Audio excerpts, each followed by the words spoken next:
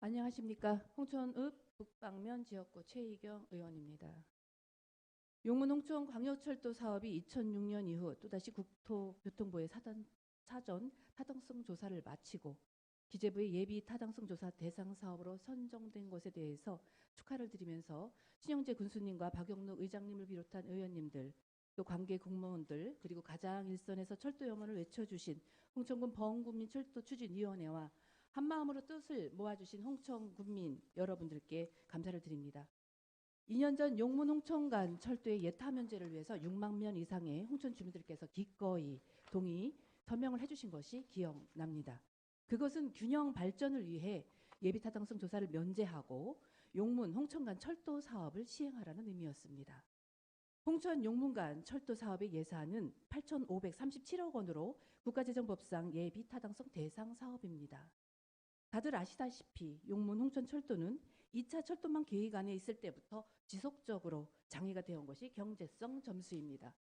쉽게 말해서 쓴 돈보다 돌아오는 효과를 돈으로 환산했을 때 사업성이 있어 보인다고 판단하는 점수입니다. 그러나 24년 전 1999년에 도입된 예비 타당성 조사 대상 기준은 시대 흐름의 변화에 편성하지 못한 채 빠르게 변해가는 국가의 재정 규모 확대와 경제 규모 등 물가 상승률을 제대로 반영하지 못하고 있습니다. 그래서 홍천군과 같은 인구 소멸 지역이나 낙후 지역 등 비용 편익 비율이 낮은 지역에 꼭 시급하고 필요한 대규모 SOC 사업을 들인자 노력해도 현행 기준으로 예비 타당성 조사를 실시하면서 국가 균형 발전을 외치는 것은 서로 대비될 수밖에 없는 현실입니다. 경제성 점수로 인해서 실질적 인프라 투입이 필요한 홍천 같은 지역은 소외되고 고도로 개발되고 유동인구가 많은 지역의 인프라 투자는 더욱 집중될 수밖에 없는 현실입니다. 수요에 따라 결정하다 보니 수요가 많은 수도권의 경우는 통과하기 쉬우나 지방의 경우는 통과하기가 하늘의 별 따기 수준이고, 이는 수도권과 지방의 인프라 격차 증가로 이어져 수도권 집중 심화에 한몫을 하게 되는 요인이 되기도 합니다. 결국 균형 발전이란 말과 어긋나게 부익부 빈익비 현상은 도심지와 농촌 지역 사이에서 더욱 심화될 수밖에 없습니다. 인구는 줄고 점차 소멸 대상이 되어가는 시골에 유술처럼 뚝딱 당장 공단이든 관광지든 대규모 인구 유입이든 경제성 점수를 높일 만한 사업과 정책을 제시할 수 있는 것은 한계에 부딪힐 수밖에 없는 현실 아닙니까? 그러므로 균형 발전의 의미에 중점을 두고 24년 전 수립된 예비 타당성 조사의 기준 완화가 필요하고, 지역 편차의 애로점이 반영되도록 계류 중인 국가재정법 개정을 위해서 중앙정치권에서는 역할을 다해야만 합니다. 과다한 경제성 점수에 따른 예타의 일정 기준, 인구 대비 도심지와 지방 간의 평가 기준이 달라져야만 지방 간 경쟁력과 저개발 지역 균형 발전이 이루어질 수 있다고 봅니다. 용문 홍천 구간에 철도 유치로 인해 홍천이 인구와 소비층이 많은 수도권과 철도 교통망으로 연결되어서 인구 유입, 출퇴근의 편리성, 기업 유치, 관광객 증가가 가속화되어 생산과 임금과 교용 유발 효과를 동시에 일으켜 홍천의 지역경제 발전에 크게 기여할 효과에 강점을 두어야만 합니다. 철도 유치로 이 같은 관계 인구를 고려한 BC 분석이 이루어진다면 경제성도 올라갈 것으로 기대합니다.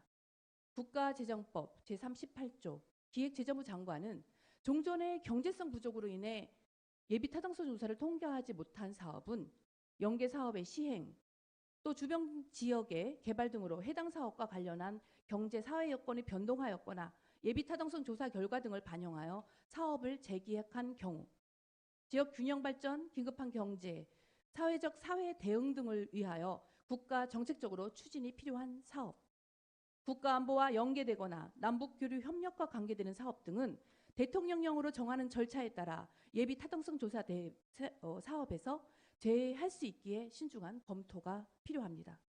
100년여 만의 용문 홍천 철도는 2005년도에 5억을 확보해 2006년 예비 타당성 조사가 실시되었고 2008년 예산이 확보돼서 추진하기로 했던 사업입니다. 비록 BC 결과가 낮았지만 균형 발전과 통일을 대비한 필요성을 부각시켜 주민의 열망과 지역구 정치인의 정치 노력으로 확보한 사업입니다.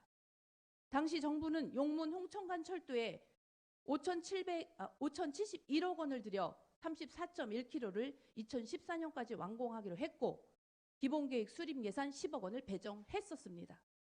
그리고 국회 상임위원회와 본회의 표결을 통해서 합법적으로 예산이 통과되었습니다.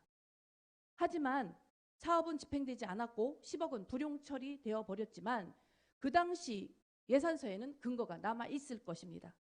국가 사업계획을 수립하고 예산을 편성하는 것은 이유를 불문하고 착공하겠다는 것이고 국가기관 신뢰의 원칙에 의거 해야만 하는 것입니다.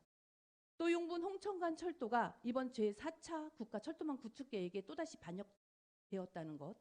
두 번째, 사전 타당성 조사가 통과되어 예비 타당성 조사의 대상이 되었다는 것은 이 사업이 불가능한 사업이 아니고 꼭 해야 할 사업이 있기에 다시 결정한 것이라고 생각합니다.